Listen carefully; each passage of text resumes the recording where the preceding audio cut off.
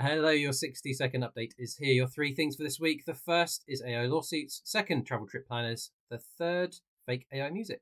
So the first thing this week is the news that Anthropic were fined $1.5 billion last week for infringing copyright. Great victory for writers, artists, and musicians across the world who've helped to train these LLMs inadvertently, now it seems, to make their money. One source worked out that it was about $3,000 per book going into the LLM, which would be great if that artist had that money back.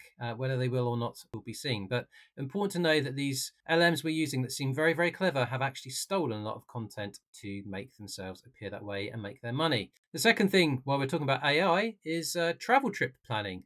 One of the hot topics in travel are LinkedIn and other places where LLMs seemingly can make the job of planning a trip much easier. But is that really the case?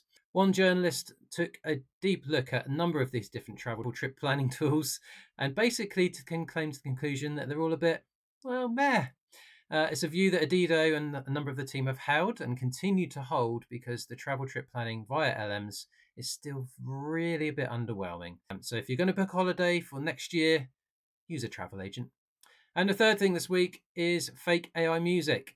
A lot of fake music has been talked about this year. We talked about it in one of our videos. It is affecting artists across the world, particularly one featured in the BBC called Emily Portman. A very recognised folk artist was surprised to be alerted that she'd produced a new album when she hadn't. An AI had copied her sound, copied her tone, and produced a whole raft of music, which generated about $6 for the AI artist. But again, just shows how copyright is really hard to manage when you're an artist and independent, and these platforms really do need to do more. That's it for me this week. See you soon.